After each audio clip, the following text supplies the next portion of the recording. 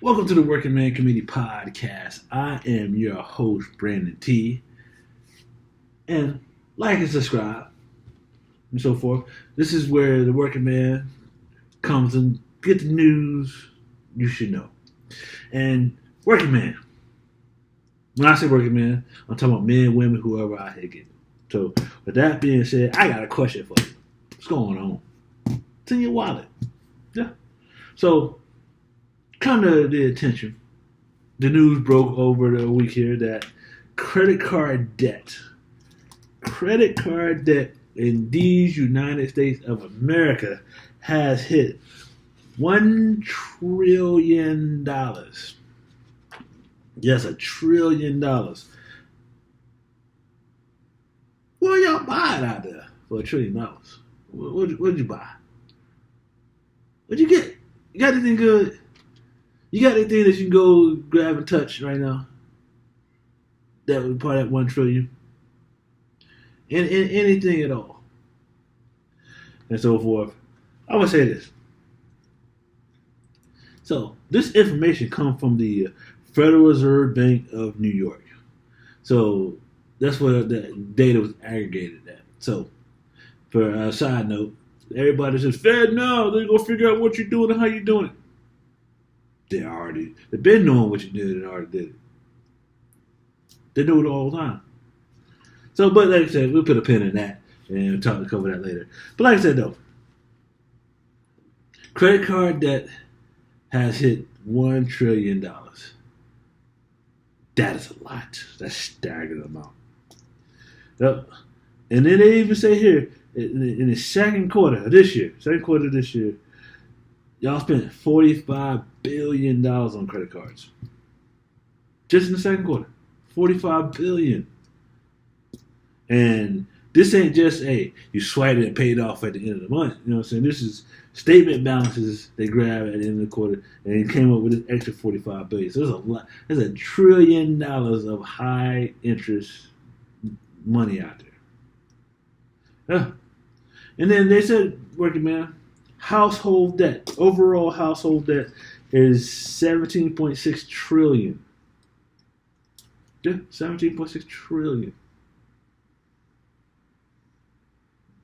Wow. And so within that 17.6 trillion is, that's everything, right? You got your credit cards, you got your auto loans, you got your house mortgages, you got everything that you could borrow money for is in that $17.6 trillion. And the crazy thing about it is in 2009, from 2009 to today, y'all added $2.9 trillion to the household debt.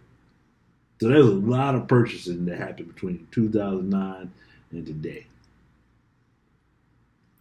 Now, you know what I'm going to say? I'm going to blame some of this debt on the credit card influencers.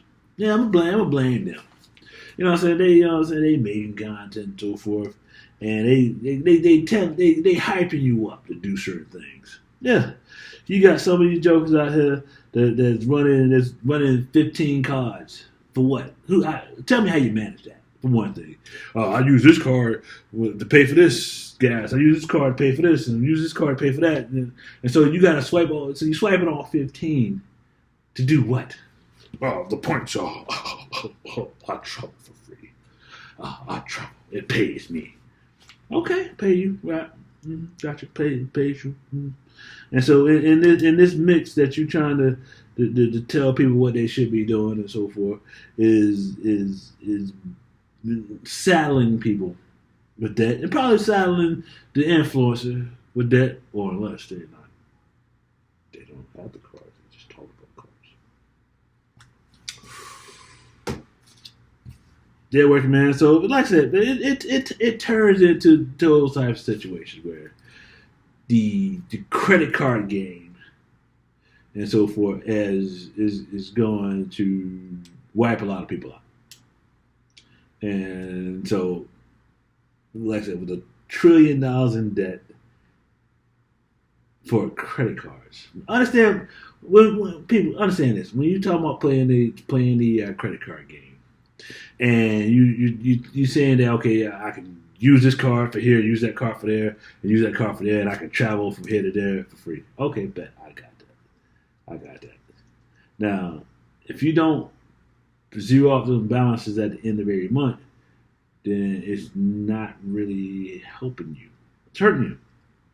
Because like I said, you created all this spend to get these points, and now you salvage yourself with all these payments and with the outgo. And so pretty much with the points outgo, especially if you carry balances, you might as well just bought the plane ticket straight up instead of trying to play that game because it's just going to cost you more with the interest rate.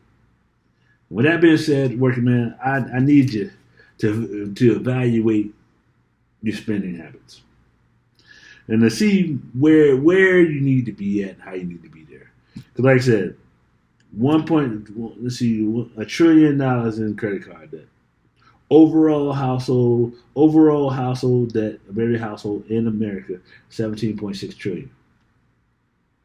Almost what the federal deficit is. That's wild. So with that being said, working man, just pay attention where you at and so forth. Because like I said, these numbers are going to get unsustainable. Matter of fact, take a look at this chart here. I'm gonna put this chart over here. Take a look at this chart. See how the household credit card debt was since 2013. You know what I'm saying? 2013, 14, you know what I'm saying? You were slapping a little bit. You did a little something, you know what I'm saying? Bridge the gap and so forth. And then, you know what I'm saying? You can see where, 19 came in. You say you got a little happier, you know what I'm saying? You know what I'm saying? Then, you know what I'm saying? Went down, and then 21. When 21, like I said, when the heavy influence was, get 40 cards and you could, you know what I'm saying? You could fly for free. You can eat food for free when you get there. And then that number takes off from there. So like I said, at the end of the day, working man, you gotta make sure that, you know what I'm saying, what you're doing is right for your household, not just because of these influences tell you, get these cards, go get you that Chase card, go get you that Amex card, go get you this, go get you that, and it's setting you up for failure. Working man, we don't want to be set up for failure. Like I said, at the end of the day, if you're gonna use cards, make sure you use them wisely and responsibly, that you ain't paying no interest. Like I said, interest is not your friend. And with that being said, this has been a Working Man Committee podcast, and I am your host, Brandon T. Like I said, like and subscribe, helps out the channel, and I'll talk to you later. Peace.